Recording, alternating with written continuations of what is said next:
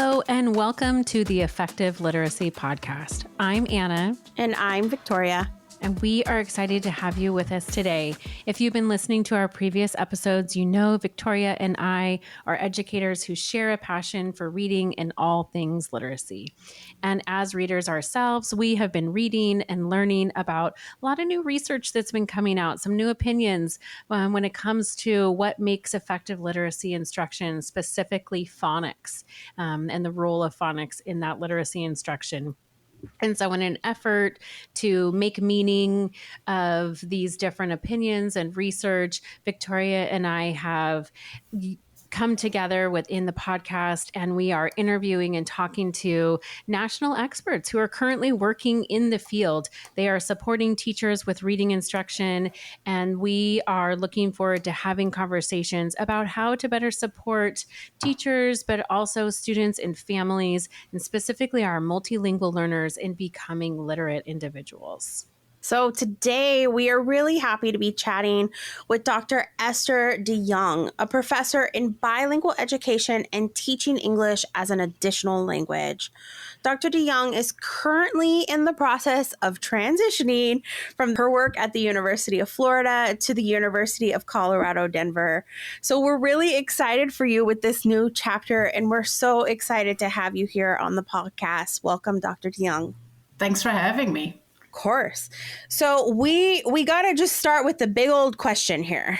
And so that big question is, with all of your knowledge of everything in education, teaching English as an additional language, what does effective literacy instruction look like and sound like in our classrooms?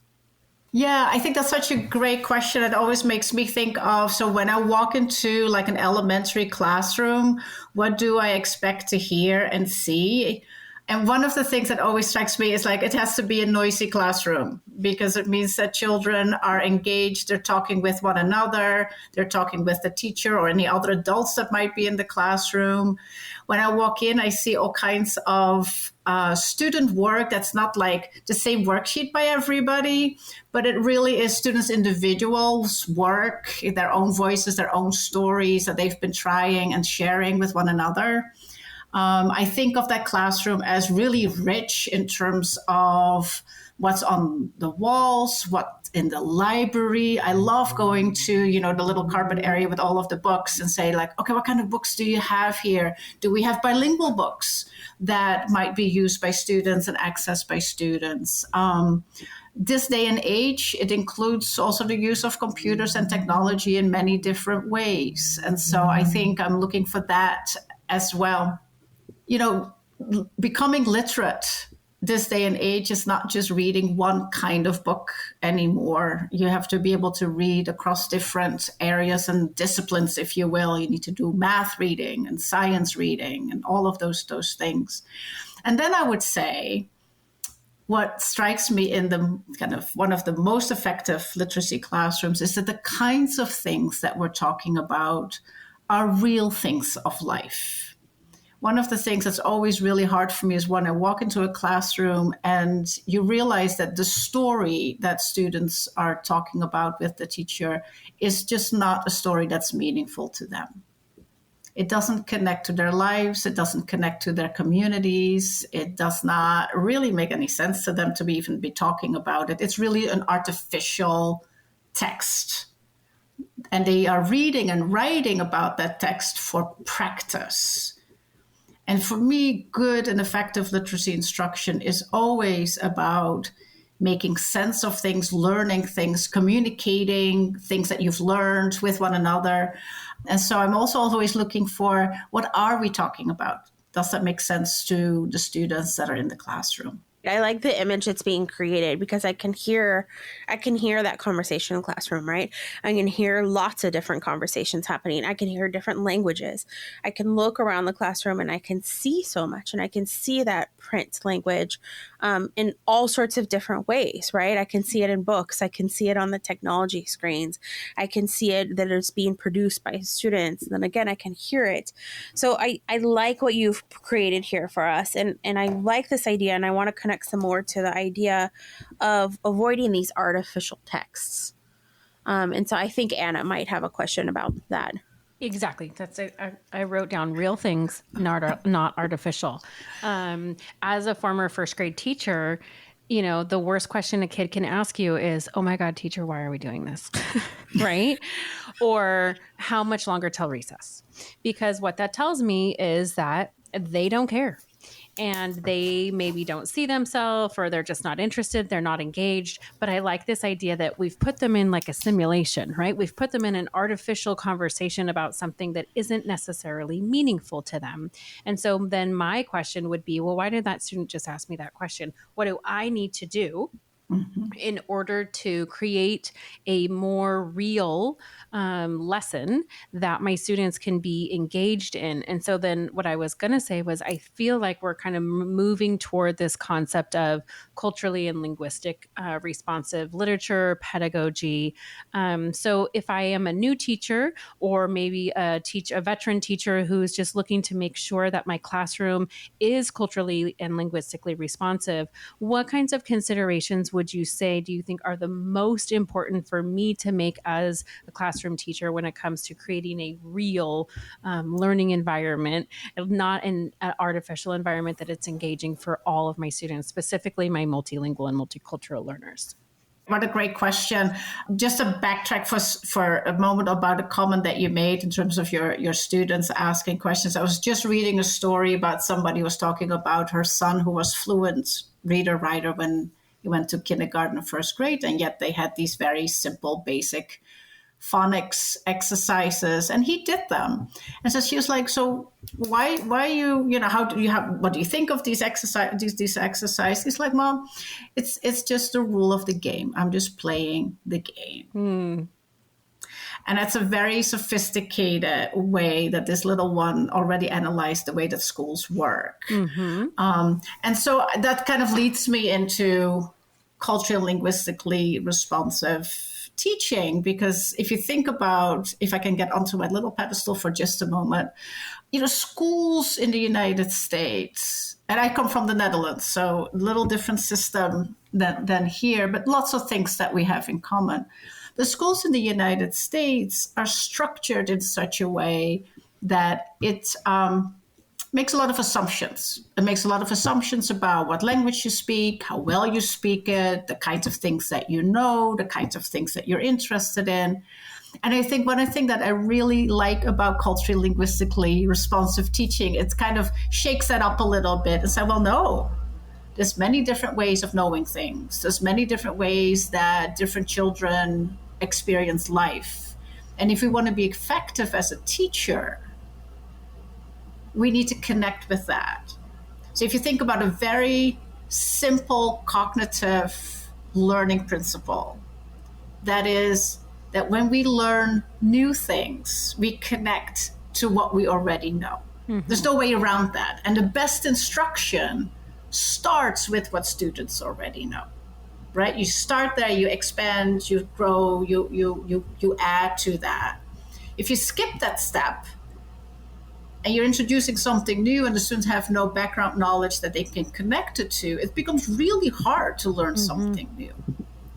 So if you take that principle and you start working with children who know other languages, a very important implication is, so that means that we need to connect to what they know in their home language or whatever that other language might be. Or what do they do in terms of literacy practices in the language that's other than English? So you have to kind of start with all of these linguistic resources, the things they already know in another language, as you plan your instruction. Same for curriculum, right? Same for what we teach. Well, you have to first kind of know what your students already know. What kinds of cultural experiences might they have had that may help you connect to them? I remember being in a second grade classroom once, and the story was about camping. And the teacher went through the whole story and about camping, and finally stops about 80% through the story, and then asked the question, so how many of you have gone camping before? 2 students raised their hand. And she's like, oh boy, I better backtrack because probably many of the things in the story would not have been understandable and comprehensible to them. So culturally responsive pedagogies also really make sure as a teacher, you know your student. And one thing that I always emphasize with my teacher candidates, future teachers to be, is that knowing a bilingual student, knowing a student who already knows a language other than English, a student who may have had cultural experiences other than the ones that you have had, it means that you need to get to know them as bilinguals. And so when you start asking questions, make sure that those questions are inclusive of other languages and other experiences that you might have had. Don't make assumptions about how they have grown up already. And they may know other things that you don't know anything about. So as a teacher, I say always to them, you need to be a learner. You're going to be a learner just like your students are learners, because you have so much to learn from them. And so when you do that, then your unit is going to begin with, what do you all already know about this? And you tap into the background knowledge, or you build the background knowledge if it needs to be built up. You will know what your students are interested in, what they're passionate about, so that you can think about topics and themes that actually make sense to them, as well as the community, right, that the students are living in. So to me, that's kind of what's so important, that you have those opportunities, that you bring in your students' language experiences as well as their cultural experiences that are, some of them are in school, but are also many of them are outside of school. Absolutely. And I think taking the time to just, do that KWL chart, and even if it's not in your curriculum, it gives you such a good window into your kids' experiences, validates what they've experienced. But then also sometimes that means you get to skip a section, right? It means, or it may mean that you need to go back and do a little bit more background building so that we have more context. And that's, I've spent some time myself working with teachers on how to adjust and prioritize their materials. But in addition to knowing the students, how else do you support your teacher candidates in adjusting materials to better meet the needs of their students when it comes to newest research around literacy and multilingual learners? That's a really interesting one, because one of the things that is always a little tricky when you're preparing teachers is that the kinds of things that we might talk about in the College of Education may differ from some of the practices that they see in the classroom.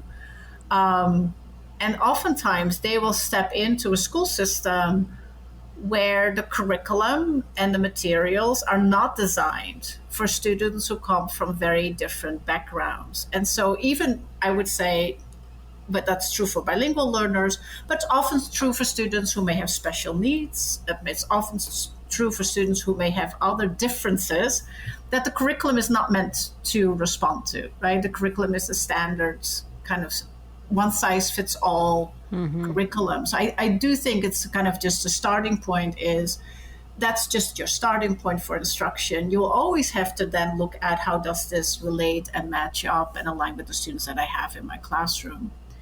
So I do talk with them about, and that's one of the things we work on a lot, is to be able to critically look at a curriculum and say, the first step is knowing that the curriculum doesn't work for your children, right? Being able to say, yes, this will work, this will not work. I may need to add something to this in order for it to work.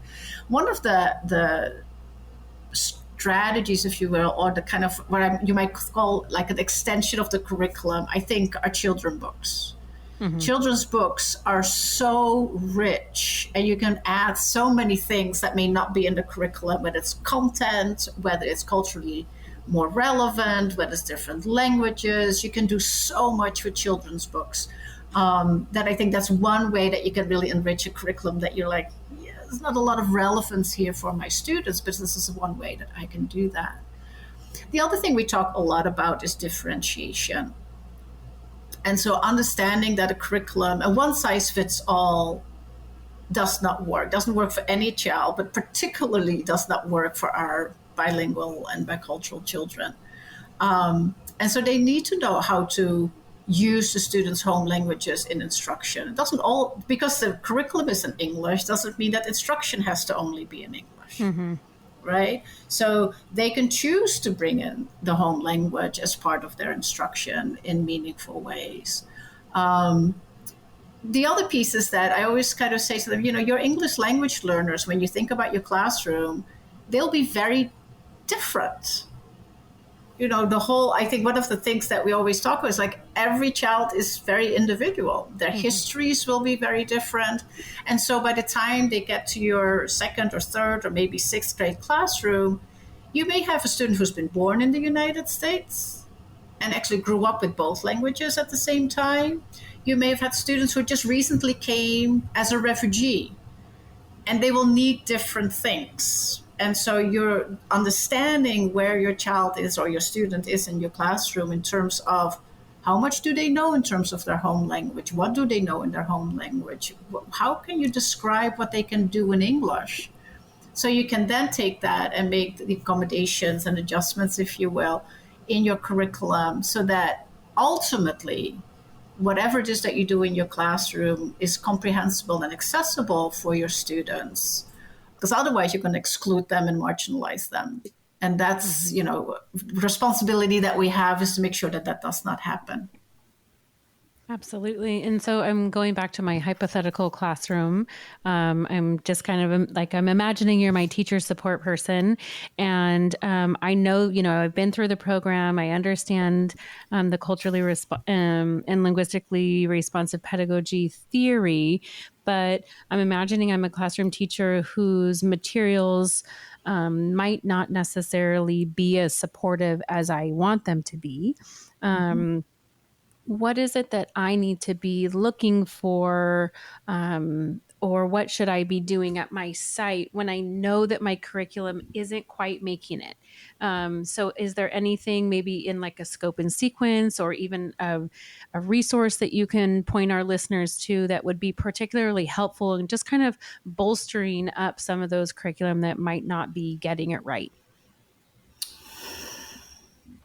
Now you're asking a really difficult question. I know, but we want to give our listeners resources, right? Like, so is there anything that you use in your work that you think like, this model or this theory can be used in alignment with maybe a curriculum that isn't as rich as we want it to be? Yeah, I have to say that I don't think I use a particular theory of framework to really do that. I think when you talk to Socorro Herrera, I think her autobiography driven approach, I think is incredibly powerful for this. Her work is so good at centering the student and understanding that students learn many different things from many different places. So they learn about things, both within the curricula, both within like at home, at the community, at school. But one of the things I really appreciate about her framework is that she then says, but what matters most is how does this child make sense of all these things that they learn about?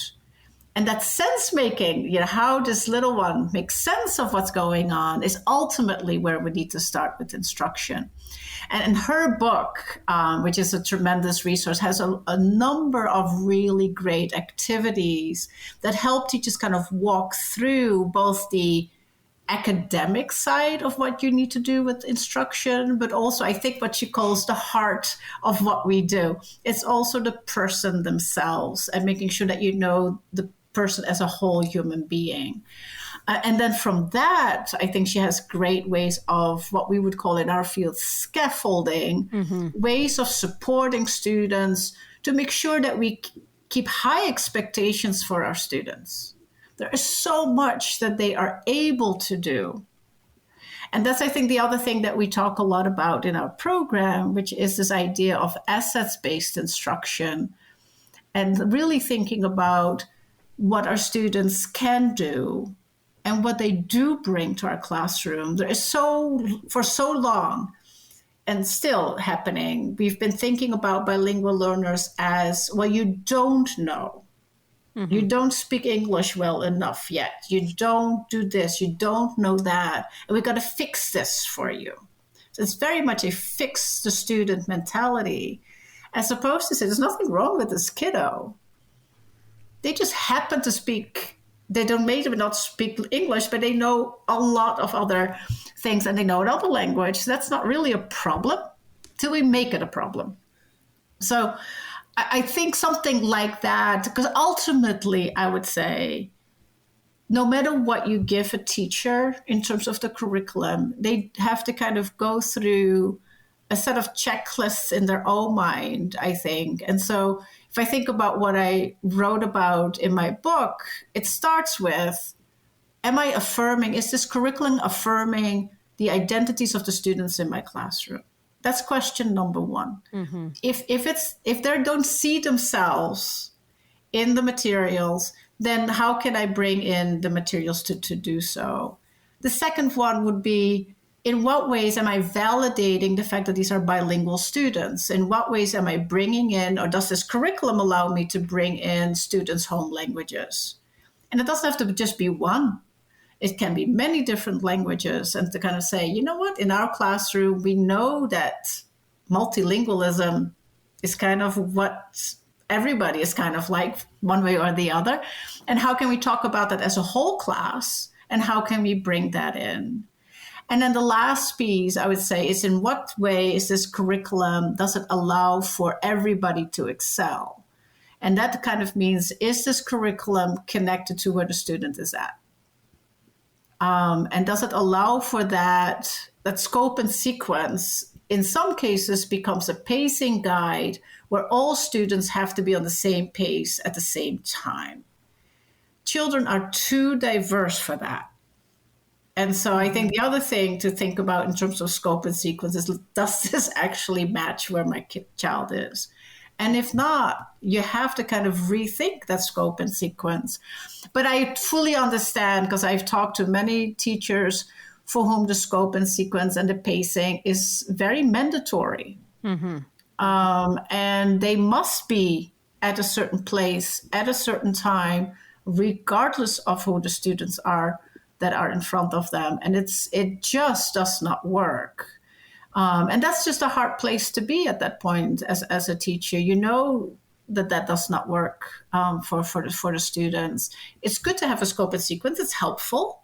Right. But then within that, you need to be able to adjust given what the students need to learn. And frankly, the scope and sequence typically is designed for native speakers. So second language learners need an additional scope and sequence to support their language development, right? And so where is that going to come from? They're going to have to add that. Right. So I like kind of how you're describing, like, that we have these companion pieces, right? Many teachers have a curriculum that they are responsible for teaching, and different mm-hmm. districts allow for different levels of flexibility. But if we understand our students, then we can understand what resources we need to bring in as companion to make sure that those students are getting what they need to be successful in that grade level.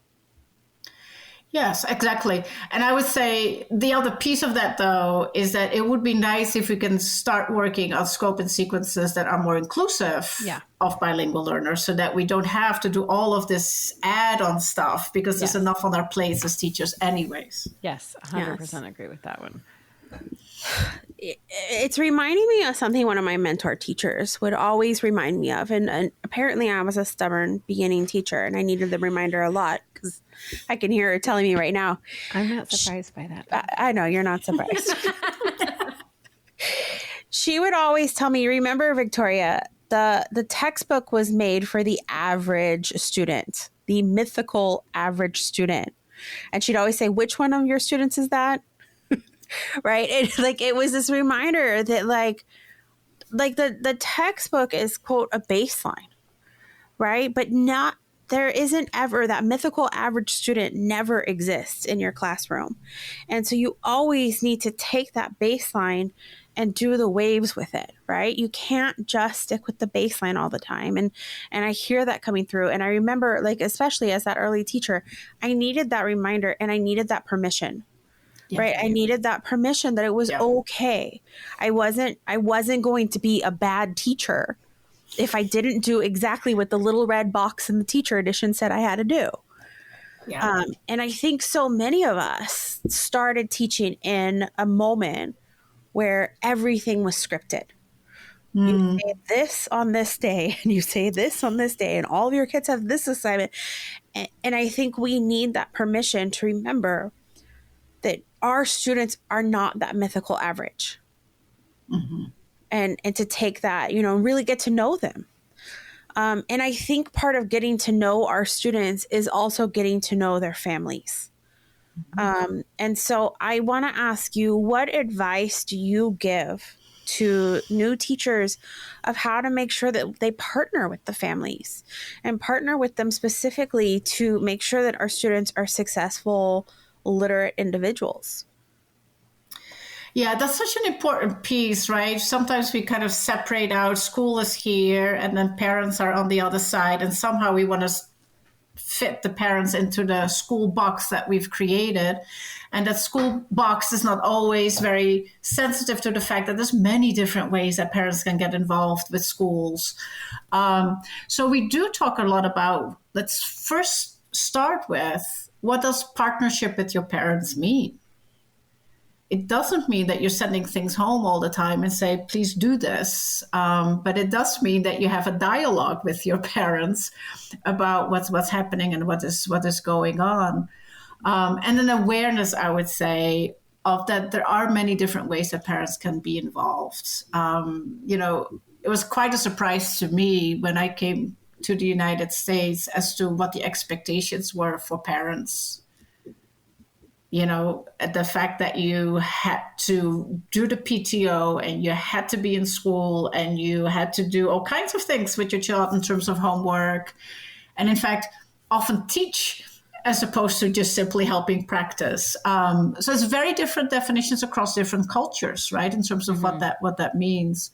And so I think the first piece is like, remember your parents or caregivers know these children in ways that you don't, and you will never.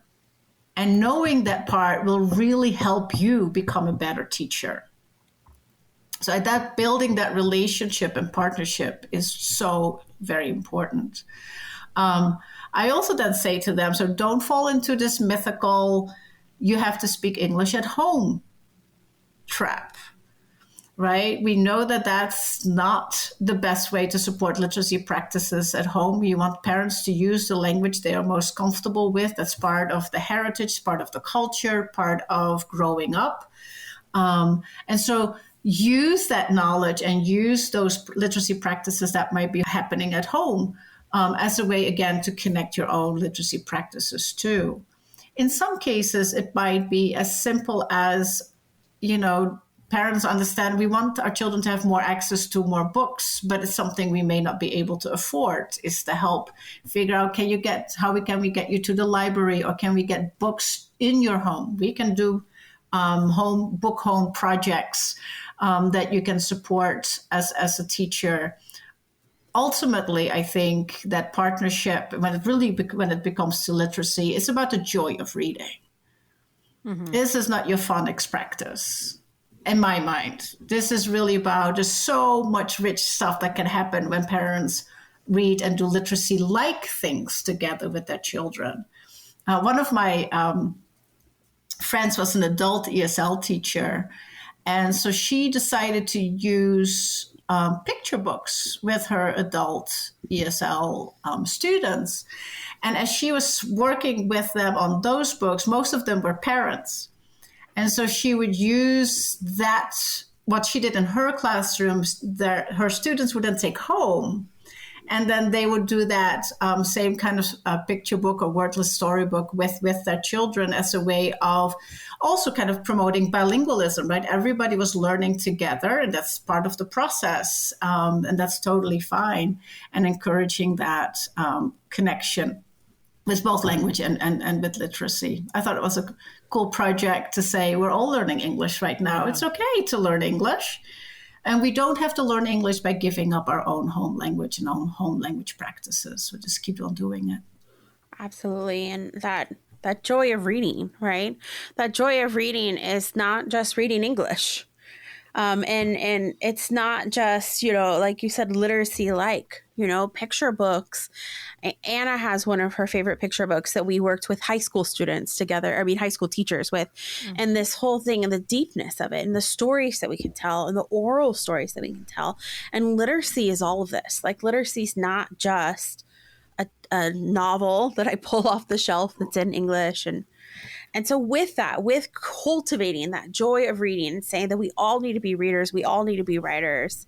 Esther, we want to know, what currently are you reading or writing, right? Because we're doing both in our worlds. It can be personal, it can be professional. We have zero judgment right now. I'm still writing my Dear Diaries every night. So what is it that you are currently reading or writing? Yeah, I read a lot of different things at the same time, which means I have halves along the way a lot. So one thing that I was looking for since I just moved to Colorado was to think about fiction that was set in Colorado, that I could kind of learn a little bit more about the context. So I just literally picked up A Woman of Light by, I guess it's Kali Fijardo Einstein. And so it's grounded in the Chicano history here in Denver. So I just started reading it. It was kind of fun to see a Denver connection. So I'm looking forward to finishing that. I'm reading Composing a Life by Mary Bateson as kind of part of kind of transitioning life. And I've read it before, so this is a reread, but it's just really good to kind of think about at this point in my life, what the new phase will be.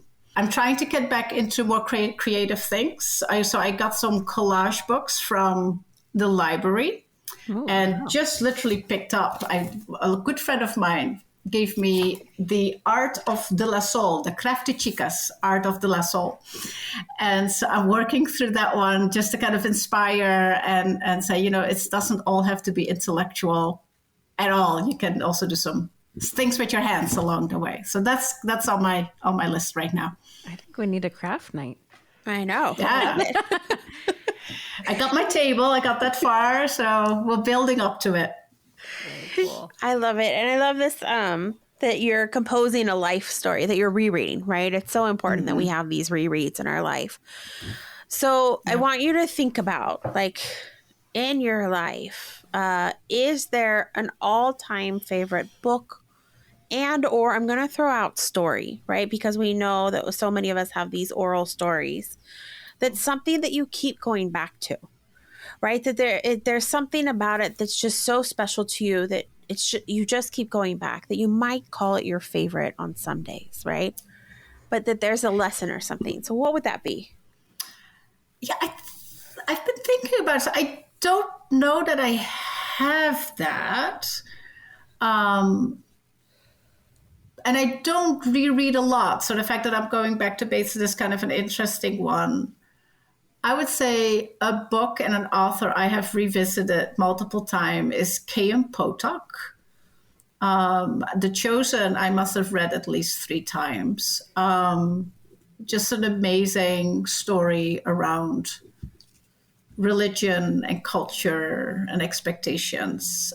So that's always been one that's been really close to my heart, if you will, as a reread. And then there's books, as I'm thinking about, so what books would I like to reread, right? Not because I'm compelled to. One of them that came to mind right away was The Bone People by Carrie Hume. It's placed in New Zealand. And I just remember that book as being, oh my gosh, what an amazing book. And so that's just a feeling that I left with. It's a long time that I read the book. So I'm curious to know what would happen if I read it again. And if I'm still like, oh, wow. Or I go like, geez, why did I think that was a good book? But this is like the same feeling I had with The Wind-Up Bird Chronicle by Haruki Murakami.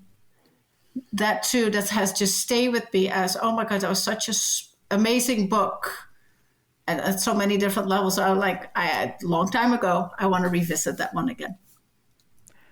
Yeah, this idea of what you're experiencing in your life and then how that applies to what you're reading, right? And then looking at like, so how did my life affect the way that I took that story? And will it affect me in the same way? That's an interesting question. I love that. You have been so much fun to talk to. Thank you, Dr. De Jong, for joining us today.